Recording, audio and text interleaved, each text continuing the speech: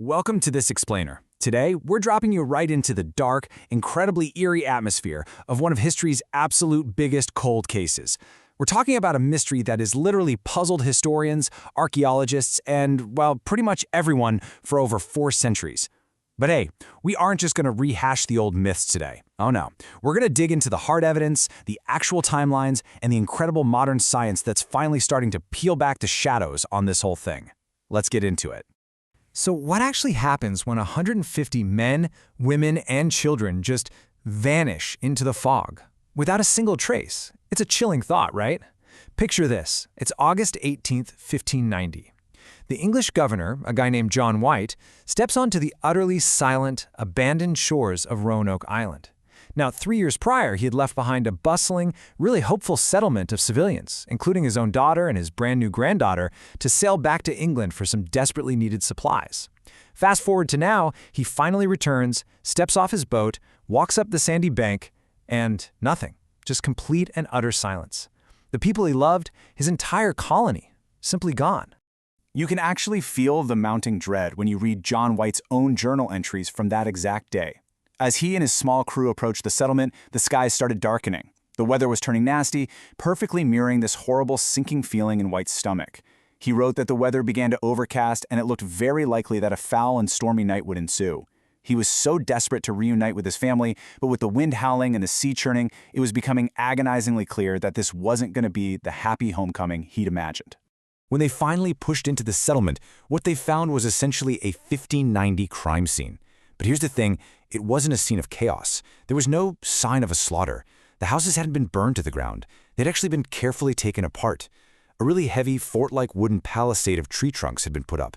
Heavy objects like rusted pieces of armor were just left behind or buried, overgrown with grass, meaning the place had been empty for a good while. White even found his own secret chests completely dug up and ruined. But the most terrifying detail? It was what was missing. See, before White left 3 years earlier, they'd agreed on a very specific distress signal. If the colonists were forced to flee in danger, they were supposed to carve a Maltese cross. White scoured the entire dismantled fort, and there was absolutely no Maltese cross anywhere. But instead of that distress signal, they found something else. The bark had been peeled right off a tree at the top of a hill, and the letters CRO were carved into it. Then, further inside the fort, etched into one of those heavy wooden posts in big capital letters was the word CROATOAN. Now you might think this is creepy, but seeing this, White actually felt a huge surge of hope. CROATOAN was a nearby island, and it was the home of a friendly Native American chief named Manteo. So to White, this wasn't some cryptic, spooky puzzle. It was literally a forwarding address. Okay, but to really understand how they ended up in such a desperate, abandoned situation in the first place, we actually need to hit pause and flash back to 1587. Let's look at the guy holding the purse strings, Sir Walter Raleigh.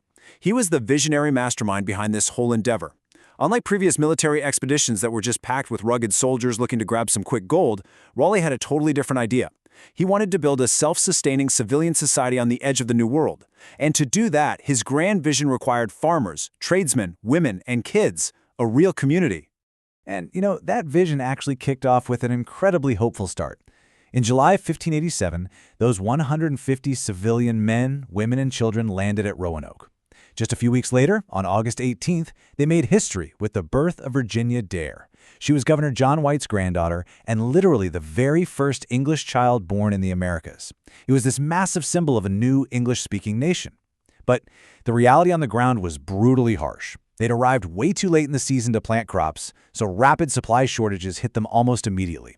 Things got so dire so fast that the colonists unanimously begged Governor White to get back on a ship to England and bring back help.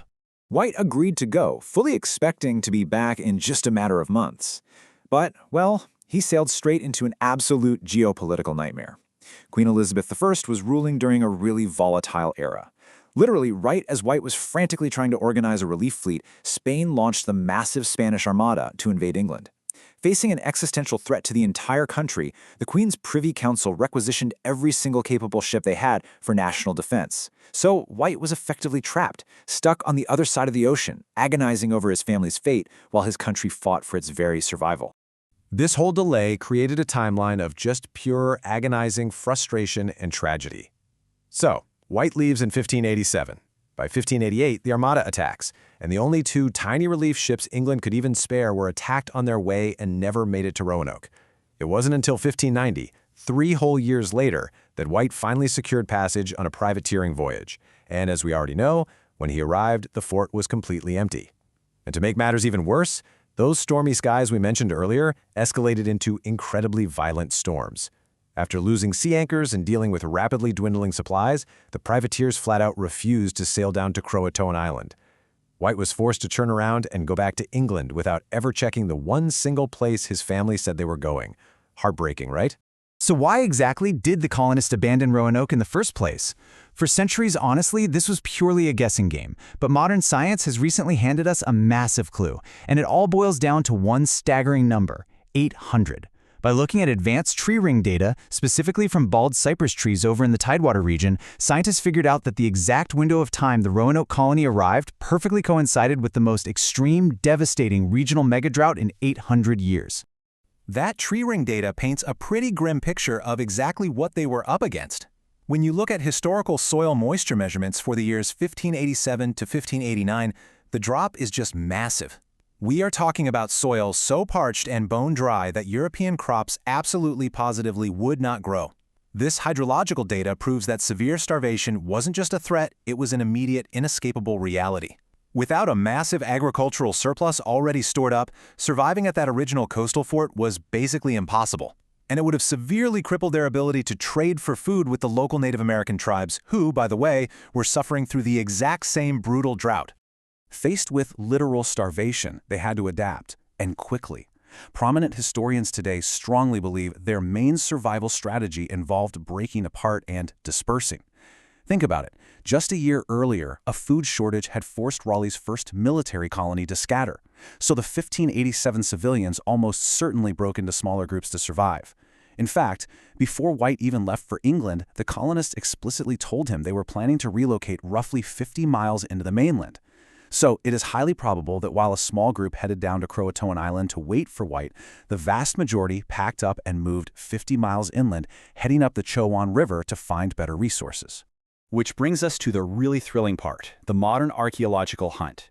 Researchers from the First Colony Foundation haven't been focusing their digs on Roanoke Island itself. They've been looking inland, and they've uncovered these fascinating sites, dubbed Site X and Site Y in Bertie County, located right along the Chowan River and Salmon Creek. And get this, these sites are located exactly 50 nautical miles from Roanoke Island, the exact distance the colonists told John White they were planning to travel. No way that's a coincidence. The artifacts they're pulling out of the ground at these inland sites are completely turning the historical community upside down. Archaeologists have excavated everyday items like Surrey Hampshire borderware, London redware, and Frechin stoneware. Now that might sound like a bunch of antique jargon, but these are distinctively Elizabethan-era ceramics, unique to that exact 16th century time period. Now a skeptic might say, well, couldn't those just belong to later English settlers? The answer is actually found in what they aren't finding. The complete lack of 17th century tobacco pipe stems, the ones with the large boreholes, presents clear, hard evidence that this was not a later documented English settlement.